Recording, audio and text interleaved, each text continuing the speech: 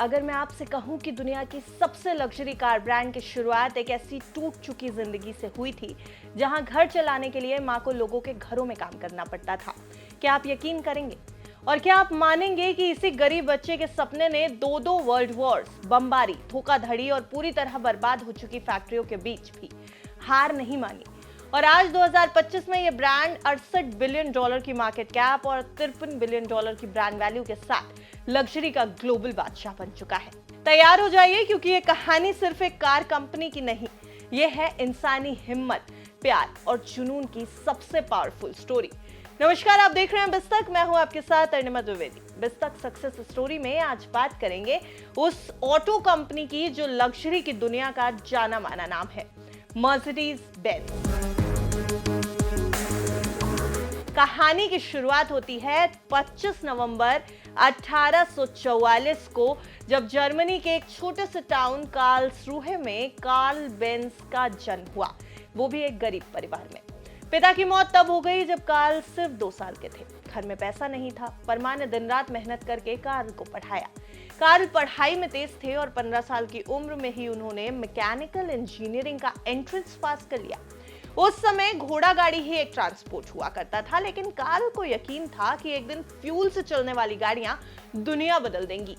हर कोई मजाक उड़ाता था, लेकिन वो डटे रहे। 1871 में जॉब छोड़कर उन्होंने ऑगस्ट रिटर के साथ आयरन फाउंड्री शुरू की और साइड में अपनी मोटर गाड़ी पर काम करते रहे। लेकिन रिटर ने धोखा दिया और बिजनेस डूबने लगा। अब इस मुश्किल में लाइफ में आई बर्था रिंगर। अमीर परिवार से थी, लेकिन दिल बड़ा था। उन्होंने अपने दहेज की बचत से कंपनी के सारे शेयर्स खरीद लिए और कार्ल को दूसरा मौका दिया। बर्था सिर्फ वाइफ नहीं, कार्ल की सबसे बड़ी स्ट्रेंथ बन गई।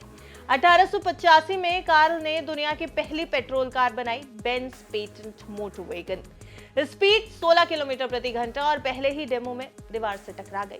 लोग हंसे, सेल्स नहीं मिली और कार्ल टूटने लगे। अब आपको बताते हैं उस जर्नी के बारे में जिसने पूरी इंडस्ट्री की तस्वीर ही बदल दी। 1888 की एक सुबह बर्था ने इतिहास लिख दिया। बिना बताए अपने 2 बेटों के साथ 106 किलोमीटर दूर अपनी मां के घर मोटर वैगन चलाकर निकल पड़ी। रास्ते में लोग डर गए, कहने लगे भूत की गाड़ी। बार बार गाड़ी खराब हुई, बर्था ने हेयरपिन से रिपेयर की। फ्यूल खत्म हुआ, फार्मेसी से लिग्रोइन खरीदा, जो दुनिया का पहला फ्यूल स्टेशन माना जाता है। ब्रेक्स घिस गए, मोची से लेदर लगवाया। 12 घंटे में जर्नी पूरी की। वापस आकर उन्होंने कार्ल को सारी कमियां बताई। कार्ल ने इंप्रूवमेंट किए, कहानी फैल गई और इससे कंपनी की सेल्स बूम हो गई। आज बर्था बेंज को ऑटोमोबाइल इंडस्ट्री की पहली ड्राइवर कहा जाता है।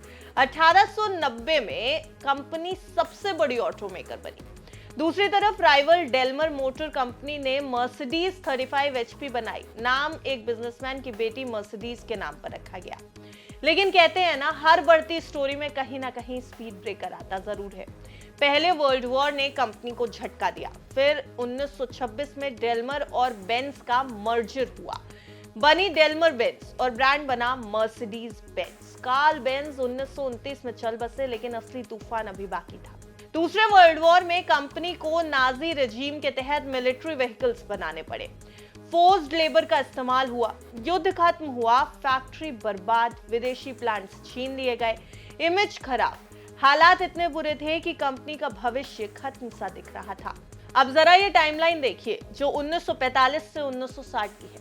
1945 मर्सिडीज बेंज के लिए सब खत्म, प्लांट्स टूटे, पैसा नहीं था, वर्कफोर्स बिखर गया। लेकिन 1946 में अमेरिकन अथॉरिटीज ने प्रोडक्शन की परमिशन दे दी।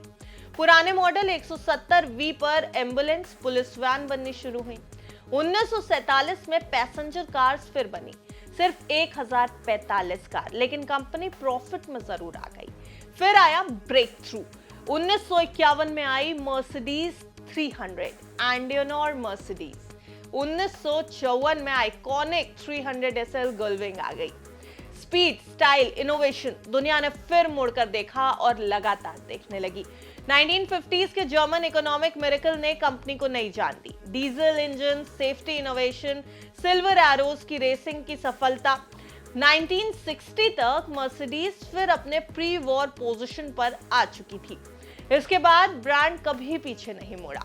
एस क्लास, ई क्लास, जी क्लास, हर मॉडल एक आइकन बना। आवाज एयरबैग, सीट बेल्ट, इन सब की शुरुआत मर्सिडीज से हुई।